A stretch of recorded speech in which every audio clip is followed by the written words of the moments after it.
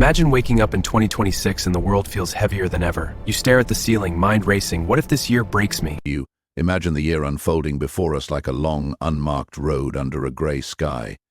We stand at its beginning, not knowing the turns, the storms, or the distances between one breath and the next. Yet here we are, required to walk it. The temptation is to pause, to stare ahead, searching for signs that will tell us what is coming: economic tremors, machines that think faster than men, divisions that widen like cracks in dry earth, whether that grows more unpredictable. But the road does not reveal itself in advance.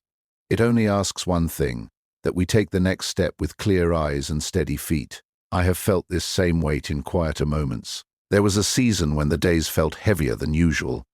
News arrived daily of shifts beyond anyone's grasp, markets swaying without warning, voices rising in anger across borders, promises of progress that carried hidden costs. I found myself waking early, mind already racing toward what might go wrong. The body remained still, but the thoughts circled like restless birds. In those hours, the question pressed: how does one live when the ground itself seems unsteady? The answer lies not in predicting the path, but in remembering what belongs to us alone. Events arrive uninvited, opinions form around them like smoke. We cannot command the wind or the tide of public mood. We can, however, command the judgment we place upon what arrives. When fear whispers that the year will break us, we pause and ask, is this fear born of what is happening, or of the story we tell ourselves about it? Most often it is the story. The mind invents futures that have not yet come, populating them with losses and defeats. It suffers twice, once in imagination, once if at all in reality. Consider the man who ruled an empire while plagues moved through cities and armies clashed on distant frontiers. He sat each night with a small book and a lamp, writing to himself amid the clamor. He reminded himself that the present moment is all we truly possess. The past is finished, the future is not here. To spend the present fretting over shadows yet to form is to abandon the only place where life actually occurs. He trained himself to meet each day as it presented itself, not as he wished it to be. When difficulty came, he did not rail against it. He examined it, separated what he could influence from what he could not, and acted accordingly. The rest he let pass. This is the first discipline we must practice as the year begins, to draw a firm line between what is ours and what is not. Our choices, our efforts, our integrity, these are within reach. The opinions of others, the turns of fortune, the speed of change, these belong to the world. When we confuse the two, we hand our peace to things that never asked for it and never promised to return it. The practice is simple, though not easy. Each morning, before the day pulls us in, sit quietly and list what truly depends on your will. Return to that list when the noise grows loud. As the weeks pass, the road will test this separation. A plan may falter. A relationship may strain under unspoken pressures. Work may demand more than seems fair. In these moments, the impulse is to resist, to demand that things bend to our expectations. Resistance only tightens the knot. Acceptance does not mean surrender, it means seeing clearly. The obstacle is not the enemy, it is the material we are given to work with. Turn toward it. Ask what virtue it calls forth: patience, courage, justice, temperance. The difficulty itself becomes the training ground. I recall a period when everything seemed to narrow. Resources grew thin, time felt scarce, and the horizon appeared clouded. The natural response was contraction, guarding what little remained, withdrawing from risk. Yet contraction breeds fragility. The wise choice was expansion of a different kind. Expanding the inner capacity to endure, to give without counting the return, to maintain composure when others lost theirs. Small acts accumulated. Rising at the same hour regardless of mood, speaking truthfully even when it cost comfort, helping where no one noticed. These were not grand gestures. They were deliberate refusals to let external pressure dictate internal state. The second discipline, then, is voluntary preparation. Do not wait for hardship to arrive before strengthening the mind. Practice restraint when abundance is present. Limit what you consume, not only food, but information, approval, distraction. Walk in discomfort occasionally, so that true discomfort finds you already familiar with it. When the year brings scarcity or uncertainty, you will not be caught unprepared. You will meet it as an old acquaintance, not a stranger.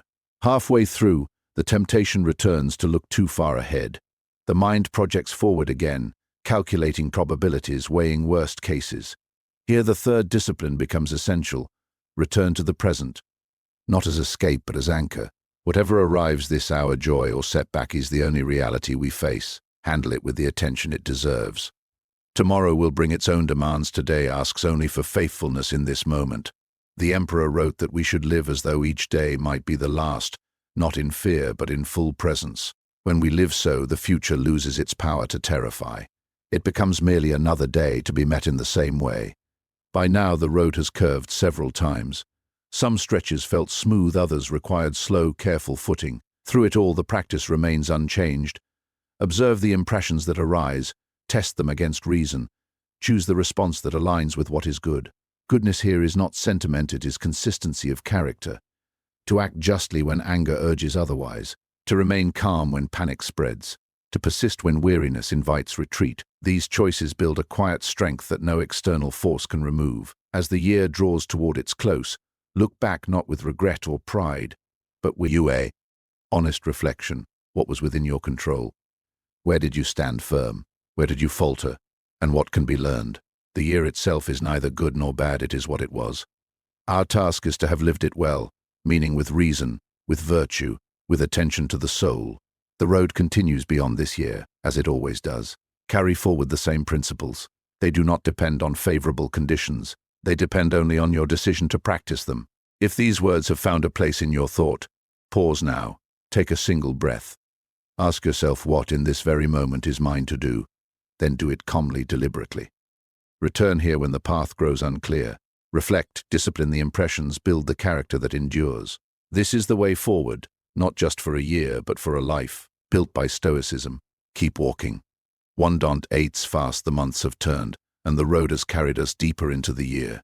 What began as anticipation has become lived experience, days marked not by forecasts but by actual events, small and large, that arrive without permission and demand response.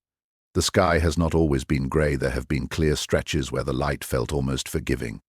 Yet the weight remains, shifting its place rather than lifting entirely. We have seen shifts in alliances, pressures on resources, rapid changes in how work is done and information flows.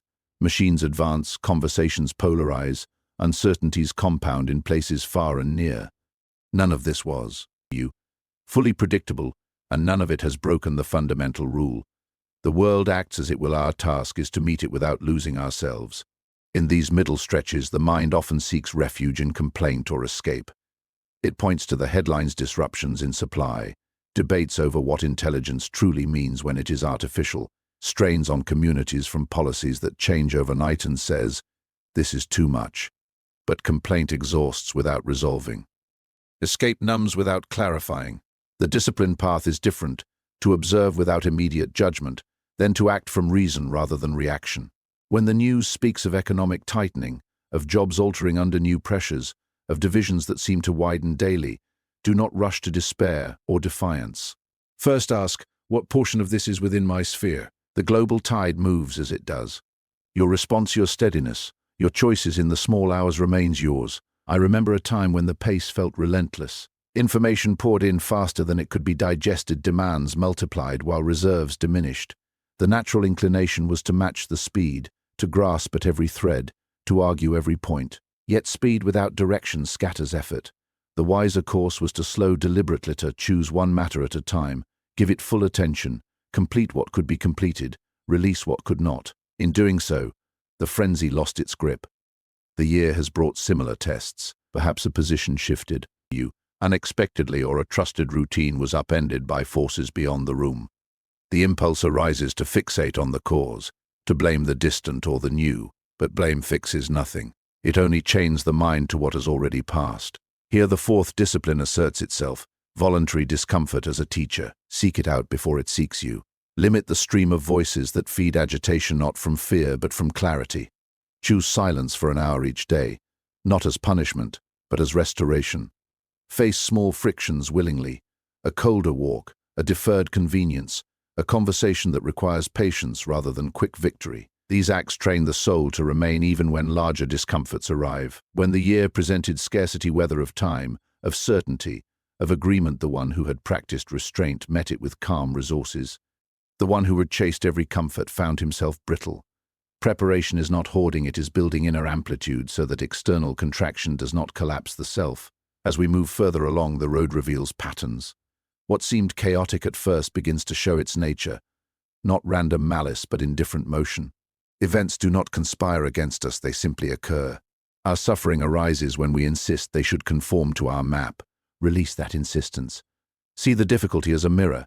It shows where attachment lingers, where expectation still rules. A plan that fails teaches detachment from outcomes. A harsh word received teaches you control of reply. A change that unsettles teaches reliance on inner constancy rather than external stability. Each encounter, properly met, refines character. The man who ruled through turmoil understood this. He greeted adversity not as intruder, but as companion on the path to virtue. He did not ask why it came, he asked what it required of him. In practice, this means daily review. At day's end, sit quietly. Recall the impressions that stirred the strongest response: hunger, fear, pride, envy. Examine them without self-flattery or self-reproach. Ask, was my judgment sound? Did I act in accordance with what is right, or merely what felt urgent? Where did I cling to what is not mine? The review is not judgment day, it is quiet accounting. Over weeks, patterns emerge. Habits of reaction weaken. Choices grow more deliberate. The mind, once tugged by every wind, settles into its own authority. Now the year has deepened. Some burdens have lightened through familiarity, others have grown heavier through persistence, yet the principles hold unchanged. Control what you can, the quality of your attention, the integrity of your word, the direction of your will. Accept what you cannot, the pace of progress elsewhere, the opinions that swirl, the turns that come unannounced. In this balance lies resilience, not the absence of disturbance, but the presence of an undisturbed core. The final stretch approaches. Though no year truly ends, it flows into the next. What we carry forward is not the tally of wins or losses, but the quality of our walking, the steadiness cultivated, the clarity gained, the quiet strength forged in ordinary moments. The road asks nothing more. If this reflection resonates, stop here for a moment. Draw one measured breath. Consider, in the hour ahead, what single act aligns with reason and virtue. Perform it without fanfare. When confusion returns, as it will return to these practices, observe, accept, choose, review. This is not survival alone, it is living well amid whatever comes, built by Stoicism. Keep walking.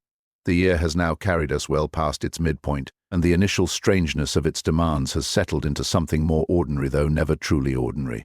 The road continues, bending where it must, sometimes rising sharply, sometimes leveling into stretches that test endurance more than speed. We have walked through announcements that reshaped routines, through silences where answers were expected but not given, through the quiet accumulation of small erosions, trust frayed in places once solid, time compressed by expectations that never seem to ease, the persistent hum of what might still come undone. None of this surprises the one who has learned to expect nothing beyond what arrives. In these later months, the mind tends to grow weary, not from any single blow, but from the steady pressure of continuity, the way the same questions return in slightly altered forms, the way resolve must be renewed daily when novelty has worn off. Fatigue whispers that perhaps enough has been done, that a loosening of standards would be forgivable. This is the moment when discipline reveals its deepest value. It is not the flash of effort at the beginning that matters most. It is the quiet insistence on showing up when the first enthusiasm has faded. The disciplined man does not wait for inspiration. He acts from principle, even when the act feels mechanical. Over time, what was mechanical becomes second nature, and what was second nature becomes character. I think of a winter some years back when the days grew short and the cold entered the bones early. Tasks that once felt straightforward began to require deliberate summoning of will. The temptation was to postpone, to rationalize delay with the thought that conditions would improve tomorrow. But tomorrow rarely improves of its own accord. Improvement comes from the choices made when conditions are least favorable. So the routine held, the same hour of rising, the same measured attention to what needed doing, the same refusal to let mood dictate action. In holding the line then, something strengthened that no ease could have built. The year we are walking has offered parallel lessons. Perhaps a commitment made in January now feels heavier in these closing quarters. Perhaps clarity that once seemed sharp has blurred under repetition. Do not abandon the commitment. Do not chase new clarity as escape. Return to the original intention. Strip away the added interpretations the mind has layered on, and act again from that first simple resolve. Here the fifth discipline comes into view: indifference to results. fidelity to process. We do not control whether the effort bears visible fruit this year or the next. We control only the quality of the effort itself, the honesty in our judgments, the fairness in our dealings, the restraint in our desires. Attached to outcomes and peace becomes hostage to chance. Attached to the act done well, and peace remains in your keeping regardless of what follows. The emperor who governed through endless crises did not measure his days by victories won or crises averted. He measured them by whether he had lived that day in accordance with nature and reason. When plague took lives, when borders were tested, when personal losses mounted, he returned always to the same standard. Have I done what is right in this moment? The answer honestly given was enough. Apply this now as the calendar pages thin. When a conversation turns sharp, respond from justice rather than from the sting received. When a plan collapses under unforeseen weight, examine what can still be salvaged, then move forward without resentment. When weariness presses hardest, recall that the body tires, but the governing faculty, the reasoning self, does not tire unless we permit it. Guard that faculty. Feed it with reflection instead of rumination, with purposeful action instead of restless motion. As we near the end of this particular stretch of road, the temptation arises to judge the whole journey prematurely, to tally what was gained or lost, to declare the year a success or failure based on external markers. Resist that judgment. The year is not yet finished, and even when it is, its meaning lies not in a final score but in the integrity maintained along the way. Look instead at the incremental shifts within, the quicker recognition of an angry impression before it takes root, the calmer return to the present when anxiety pulls forward, the steadier hand in decisions that once shook you. These are the real measures. They are quiet, invisible to others, yet they constitute the only lasting acquisition. The road does not end here. It stretches onward into whatever name we give the next season. What we have practiced remains valid there as well, perhaps more so, because the habits will have deepened. Carry them lightly, without pride, without the need to prove anything. They exist for one purpose: to keep the inner citadel intact amid whatever storms arrive. If these thoughts have stayed with you through these moments, pause once more. Let the breath come slow and even. Ask right now, in this exact place on the road, what does reason ask of me? Do that thing no more, no less. When the next bend brings doubt or distraction, come back to the same question. Observe what arises, accept what cannot be changed, choose what is within your power, review what was done.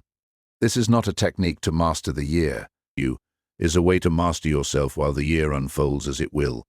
Built by Stoicism. Keep walking. The year has now drawn its circle nearly closed.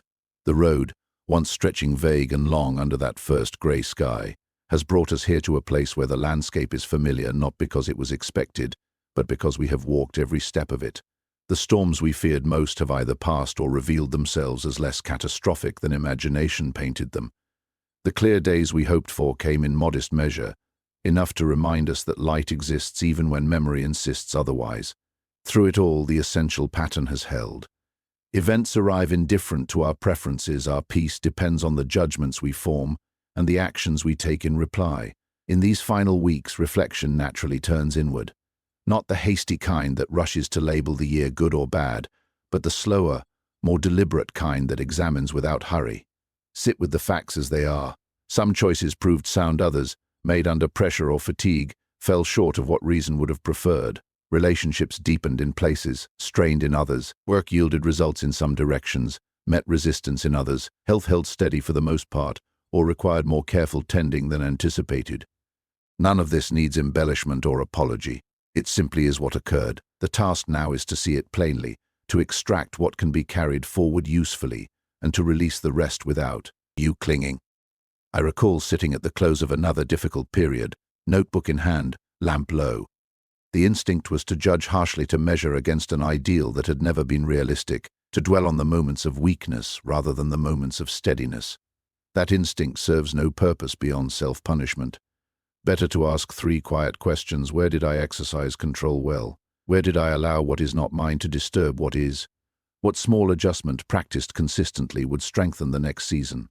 The answers, honestly given, become the material for growth. Not dramatic transformation, but incremental refinement, the kind that endures because it is built on truth rather than wish. The 6th discipline, though we might call it the culmination of the others, is gratitude without attachment. Not the forced positivity that ignores difficulty, but the clear recognition that existence itself is the condition for any practice at all. That we woke this morning capable of thought, of choice, of effort. That the body, however imperfect, carried us through another day. That the mind, however tested, retained the capacity to distinguish what belongs to us. These are not trivial gifts. They are the ground on which all virtue stands. When the year brought loss of time, of certainty, of people or plans, gratitude did not erase the loss. It preserved the perspective that allowed us to meet it without collapse. To be alive amid uncertainty is already to have been given. More than enough to work with. As the calendar turns its last pages, the temptation may arise to project the coming year in the same anxious colors we once used for this one. Resist that projection. The future remains what it has always been, unwritten, indifferent, arriving one moment at a time. What changes is not the nature of the road, but the traveler. You have practiced drawing the line between what is yours and what is not. You have trained in voluntary discomfort so that real discomfort finds you less surprised. You have learned to return to the present when the mind wanders forward or backward. You have reviewed your actions without indulgence or cruelty. You have acted where possible from reason and virtue rather than impulse or fear. These are not perishable skills. They belong to you now, independent of external fortune. Look ahead not with forecast or dread, but with the same calm readiness you have cultivated here. The principles do not expire with the year. They are renewed each morning by the simple decision to meet the day as it is, not as we wish it were. When difficulty returns as it will meet it with the same tools. When ease arrives as it sometimes does, enjoy it without assuming it will last. In either case, the inner work continues unchanged. The road has no final destination within a single year. It simply continues and we continue with it. What matters is that we walk it awake, deliberate, consistent in the things that truly depend on us.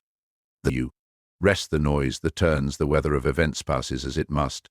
If these words have accompanied you to this point, pause here.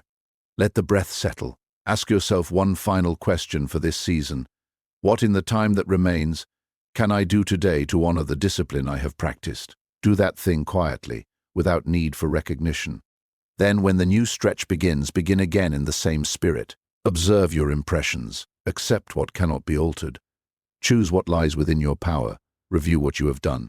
Build, day by day, the character that no change of season can undo, built by Stoicism. Keep walking. The circle of the year has closed. We stand now at the edge of what was once the unknown future, looking back across the ground we have covered. The road did not end in triumph or ruin, it simply arrived at this moment, as every road must. The storms we anticipated came in forms we did not entirely foresee. The quiet stretches we hoped for appeared when we had almost ceased to expect them.